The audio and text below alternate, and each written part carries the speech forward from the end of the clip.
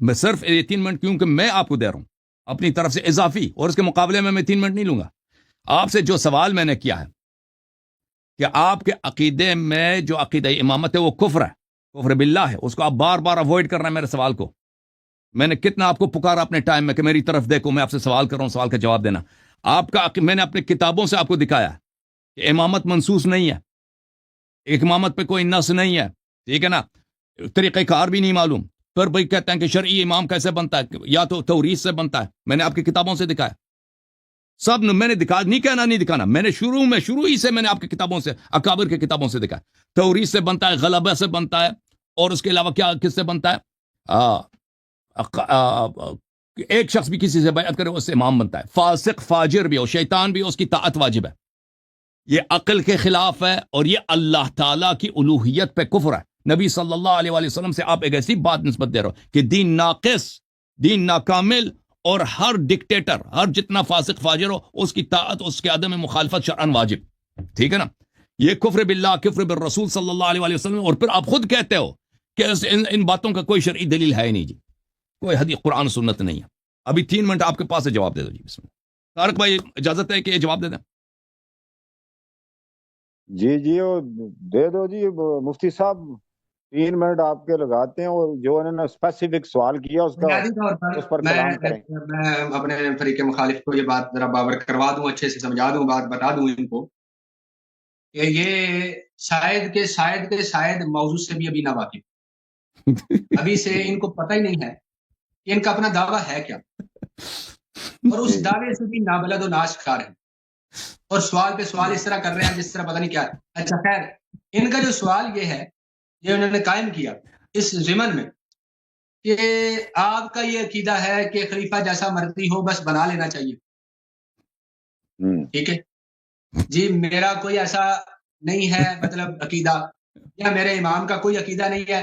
میں حنفی ہوں، احناف کی کسی کتاب سے سیدنا امام اعظم ابو حنیفہ رحمہ اللہ اور ان کے جتنے بھی شاگرد ہیں مستند، قاضی ابو یوسف ہیں، حضرت امام محمد بن حسن شیبانی ہیں، امام ظفر ہیں، یا ملا علی قاری رحمہ اللہ ہیں، و دیگر جتنے بھی ہیں، ان سے تصریحات سیدی امام اہل سنت مولانا امام احمد رضا خان فاضل محدث بریلوی تک یہ بیان کر دیں کہ خلیفہ فاسق و فاجر ہونا چاہیے تو بنا لیں. ایک بات یہ میں انکار کر رہا ہوں، یہ بات سمجھیے گا. اب یہ کہیں کہ جو فلانی کتاب میں آ گیا، فلانی کتاب میں آ گیا، ہم ٹھیکیدار نہیں ہیں. جس طرح یہ کہہ رہے ہیں مجموع البیان جو ہے اس میں یہ وہ مسلم کی حدیث دکھائی تھی، وہ مسلم کی دکھائی تھی کہ خلیفہ شیطان بھی ہو، کہتا ہے اس کو نہیں مانتا ہے. ابو حنیفہ کو مانتا ہے، احمد رضا خان کو مانتا ہے، نبی صلی اللہ علیہ وسلم کو نہیں مانتا. کہتا کہ تم بھائی میں نے مسلم کی حدیث دکھا دی ہے کہ خلیفہ شیطان بھی ہو نا، وہ تو جو مار بھی دے تو اس کی طاعت واجب ہے. کہتا ہے میں نہیں مانتا. حضرت علامہ صاحب آپ ذرا خاموش ہو جائیں نا، 3 منٹ دیں. خاموش ہو جائیں نا پھر. ٹھیک ہے بھائی، میں یہ کہہ رہا ہوں کہ مسلم میں آ جائے یا بخاری میں آ جائے، کرنے دیں، مسلم میں آ جائے یا بخاری میں آ جائے. اب بخاری میں کچھ ایسی روایتیں ہوں گی، کچھ مسلم میں ہوں گی، کوئی باقی جگہ پہ ہوں گی. جس طرح آپ کے الکافی کے اندر لکھا ہے کہ 94 جو 100 حدیثیں ضعیف ہیں. آپ کی الکافی، وہ کافی جو امام اعظم کے سامنے پیش کی گئی، اس کے مقدمے میں درج ہے، وہ کافی جو ضعیف پر مشتمل زیادہ ہے، اور 5,500 ہزار جو ہیں اس کے اندر صرف صحیح روایتیں ہیں، باقی ساری ضعیف ہیں، ضعیف کٹھی کی ہوئی ہیں. تو ہم آپ کو کیا کہیں کہ ٹھونس دیں آپ پر کہ الکافی کے اندر چیز آ گئی ہے، فلانی چیز آ گئی ہے.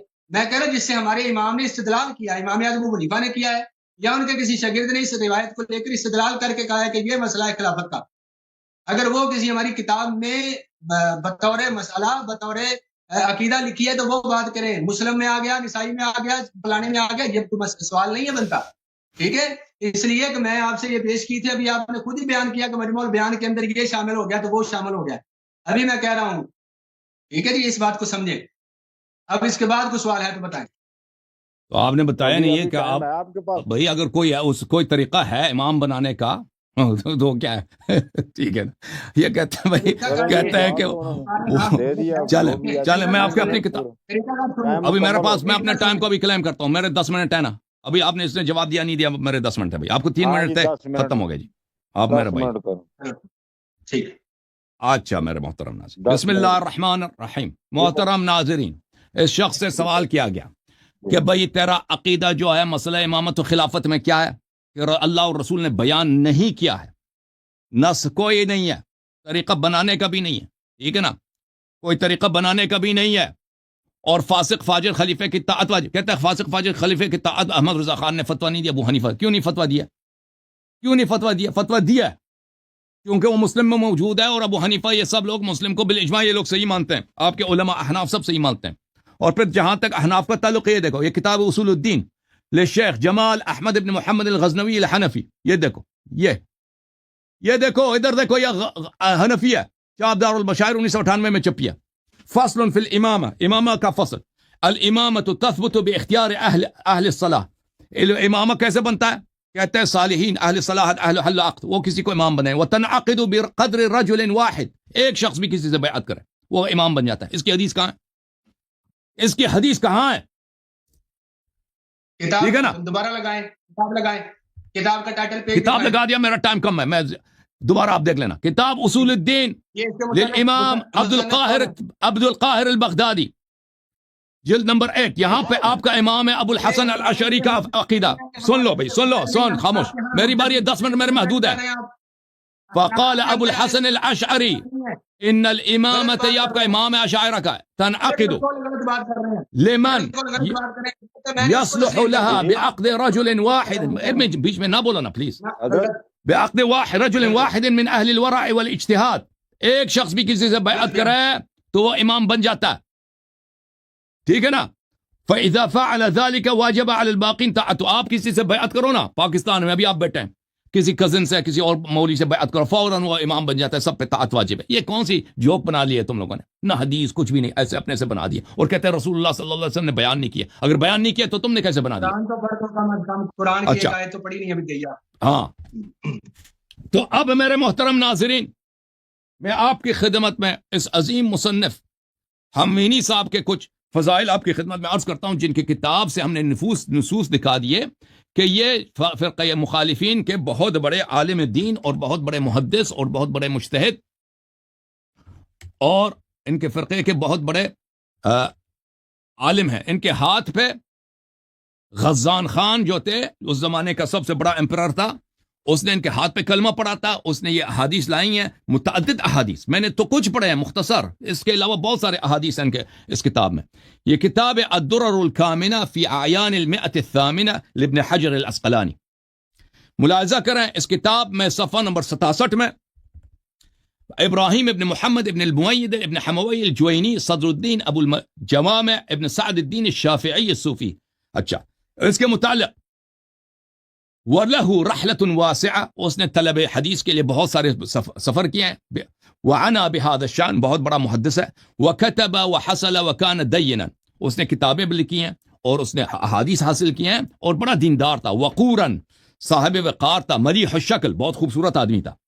جید القراءہ, بہت اچھی طرح سے وہ اس کی تلاوت قرآن بہت بہترین تھی. وَعَلَى يَدِهِ أَسْلَمَ غازان, اس کے ہاتھ پہ غازان خان, اس زمانے میں وہ عالم اسلام کا امپرر تھا مغلوں کی جانب سے.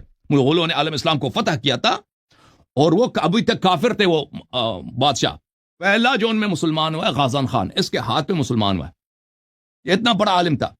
وَكَانَ قَدِمَ دَمَشْقَ وَسَمِعَ الْحَدِيثَ بِهَا فِي سَنَةِ فلان سال یہ دمشق آئے تھے, اور وہاں پہ انہوں نے احادیث اخذ کیے تھے. اور اس زمانے کا ایک بہت بڑا محدث علائی اور فلان اس کے ساتھ انہوں نے ایک دوسرے سے انہوں نے حدیث کے وہ کیے تھے, حدیث کے اجازات لیے تھے. اچھا, یہ تذکرۃ الحفاظ ہے ذہبی صاحب کا, جزء رابع, چاپ منشورات محمد علی بیضون دار الکتب العلمیہ. یہ صفحہ نمبر 199 ہے. ملاحظہ کریں کہ ہم کسی مجہول عالم کی احادیث آپ کو نہیں دکھا رہے ہیں. اپنے زمانے کا سب سے بڑا محدث, اپنے زمانے کا سب سے بڑا مشہور عالم, جس کے ہاتھ پہ اس زمانے کا پورے عالم اسلام کا فاتح اور مسلمانوں کو ذلیل کرنے والے مغلوں کا بادشاہ, اس کے ہاتھ پہ اس نے اسلام قبول کی. یہ کوئی چھوٹی بات نہیں ہے, یہ بہت اپنے زمانے کا سب علماء سے یہ اس کا سر و گردن سب سے بلند تر تھا. اچھا, یہ ذہبی صاحب کہتے ہیں میرے استاد, یہ ذہبی کا استاد ہیں, یہ جو حمینی صاحب. وَسَمِعْتُ مِنَ الْإِمَامِ الْمُحَدِّثِ الْأَوْحَدِ الْأَكْمَلِ, کہتے ہیں میں شاگرد ہوں اس بڑے عظیم محدث کا جو اوحد ہے, جو اکمل ہے, فخر الاسلام صدر الدین ابراہیم ابن محمد ابن مؤید ابن حموی الخراسانی الجوینی. میں ان کا شاگرد ہوں, میں نے ان سے احادیث اخذ کیا. قدم علینا طالب حدیث, یہ ہمارے شہر میں آیا تھا حدیث اخذ کرنے کے لیے. تو میں اس وقت میں نے ان کی شاگردی کی ہے، اور پھر انہوں نے حدیث ہمارے لیے حدیث نقل کی ہے، وَكَانَ شَدِيدَ الْاعْتِنَاءِ بِالرِّوَایَةِ، اور یہ روایات میں بہت ہی محنت کرتا تھا حدیث جمع کرنے میں، حدیث کی کتابت میں، حدیث کی تصانیف میں، وتحصیل الاجزاء، اور حدیث کے مختلف نسخوں کو جمع کرنا اس کا کام تھا۔ اچھا، حسن القراءہ، بہترین تلاوت تھی اس کی، ملیح الشکل، بہترین خوبصورت آدمی تھا، مہیبن، بہت باہیبت آدمی تھا، دینا صالحا، دیندار تھا، صالح تھا، وعلی یدہ اسلم غازان الملک، اس کے ہاتھ پر غازان خان مسلمان ہوا۔ ان کی وفات کب ہوئی ہے؟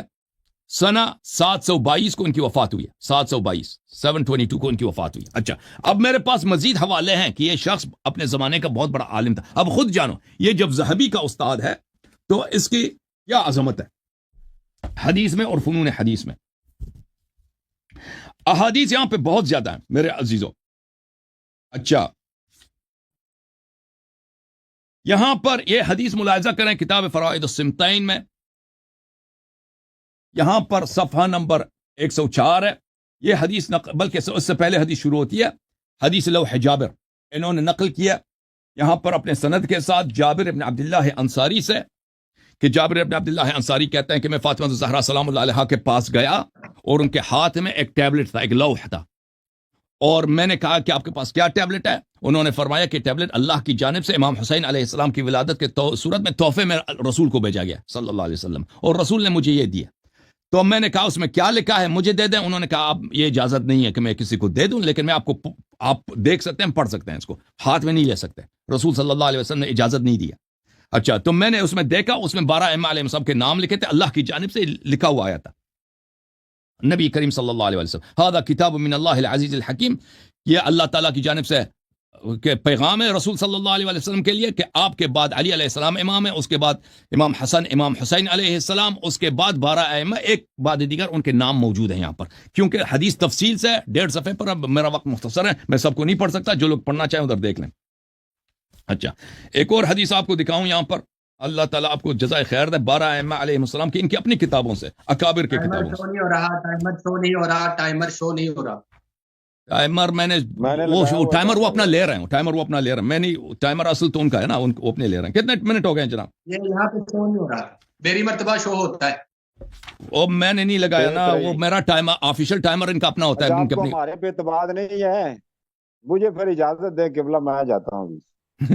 اب کوئی میرا ٹرسٹ ہی نہیں ہے کہ میں نے ٹائم لگایا، میں کوئی بےایمانی کر رہا ہوں یہاں کو، مجھے میں پوچھ رہا ہوں، ابھی یہ نہیں کہہ رہا کہ انٹرسٹ نہیں ہے حضرت، آپ ایسے تو نہ کریں۔ وہ ہوتا یہ ہے کہ ان کی عادت ہے، وہ اپنا بھی لگاتے ہیں، میں بھی لگاتا ہوں، تھوڑا سیکنڈ کا فرق ہو سکتا ہے، میں بھی لگاتا ہوں، میں ادھر لگاتا ہوں۔ یہ کتاب ہے فرائض السمتین، یہاں پر ملاحظہ کریں، یہ حدیث یہ صفحہ نمبر ہے، صفحہ نمبر 114، یہاں پر حدیث نقل فرماتے ہیں مجاہد سے، عبداللہ ابن عباس سے، کہ عبداللہ ابن عباس کہتے ہیں جب امام حسین علیہ السلام کی ولادت ہوئی ہے تو رسول اللہ صلی اللہ علیہ وآلہ وسلم نے فاطمہ الزہرا سے بات کی ہے کہ پہلا امام آپ کا شوہر ہے، اس کے بعد امام حسن، اس کے بعد امام حسین، اس کے بعد فرمایا کہ جب فاطمہ الزہرا سے اس طرح بات کی ہے کہ میرے بعد جو ائمہ یہ ہیں، الہادی علی، میرے بعد علی علیہ السلام امام ہے، الحسن، الحسین، علی ابن الحسین، محمد ابن علی، جعفر ابن محمد، موسیٰ ابن جعفر، علی ابن موسیٰ، محمد ابن علی، علی ابن محمد، حسن ابن علی، اور اس کے بعد من یصلی خلفہ عیسیٰ ابن مریم، وہ شخص جس کے پیچھے عیسیٰ ابن مریم نماز پڑھیں گے۔ تو میرے محترم ناظرین، میں نے ان کو اپنے کتابوں سے دکھا دی کہ امام صرف 12 ہوں گے، خلفاء 12 ہوں۔ اس نے اس کا جواب دیا ہے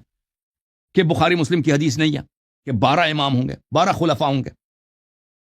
میں نے ان کو نہیں دکھایا ان کی اپنی کتابوں سے کہ رسول صلی اللہ علیہ وآلہ وسلم نے اپنی وفات سے پہلے عرفات میں، حجۃ الوداع میں، خطبے میں 12 کہا تھا کہ میرے بعد 12 امام ہوں گے۔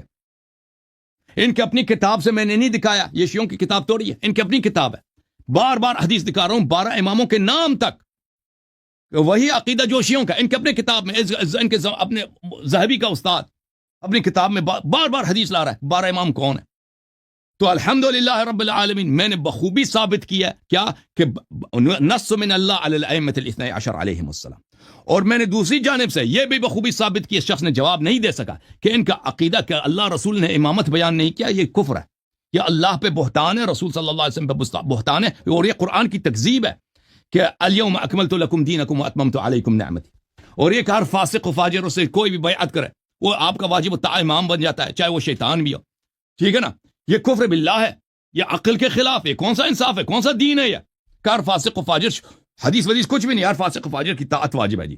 اور جو واقعاً خلیفہ ہیں اللہ کی جانب سے, ان کی اپنی کتابوں میں موجود ہیں, یا ان کو مانتے نہیں ہیں. الحمدللہ رب العالمین, میں سمجھتا ہوں کہ میں نے دونوں نقطے, دونوں جانب اچھی طرح سے بالکل ثابت کر دیا ہے. النص علی الائمۃ الاثنی عشر علیہم السلام کے 12 امام ہیں, ان کے نام کیا ہیں, اور دوسری جانب سے کہ جماعت عمریہ کا عقیدہ مسئلہ امامت و خلافت میں کفر محض, شرک محض.